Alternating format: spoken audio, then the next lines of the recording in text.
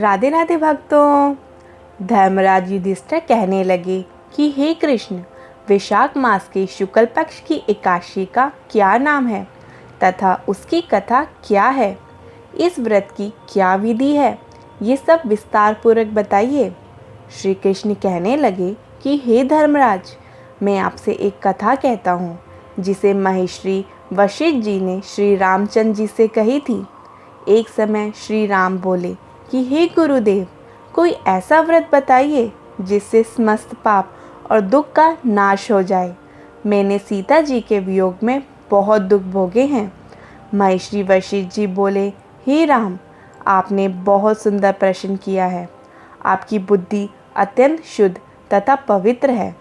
यद्यपि आपका नाम स्मरण करने से मनुष्य पवित्र और शुद्ध हो जाते हैं, तो भी लोकहित में यह प्रश्न अच्छा है।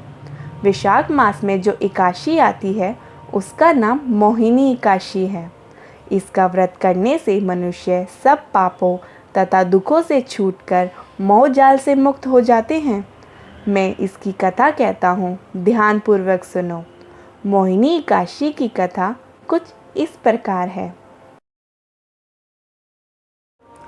सरस्वती नदी के तट पर भद्रावती नाम की एक नगरी में द्युतिमान नामक चंद्रवंशी राजा राज करता था।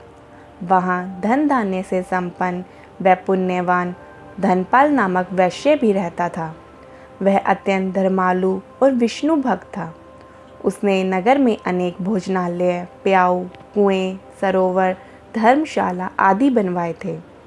सड़कों पर आम, जामुन, नीम आदि के अनेक वृक्ष भी लगवाए थे।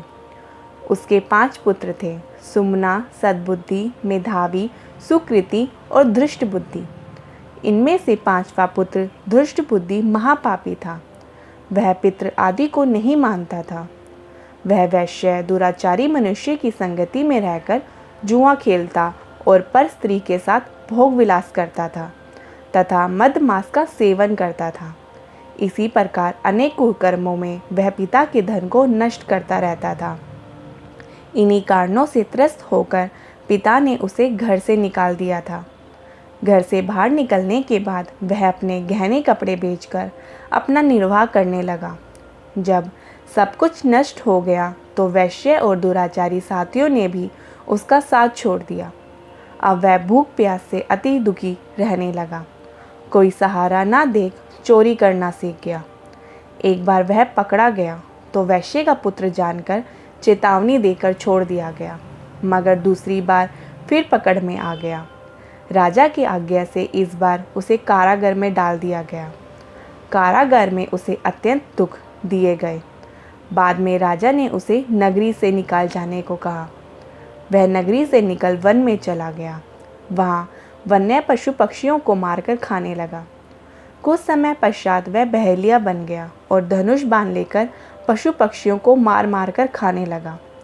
एक दिन भूख प्यास से व्यथित होकर वह खाने की तलाश में घूमता हुआ कौंडिन्य ऋषि के आश्रम में पहुंच गया।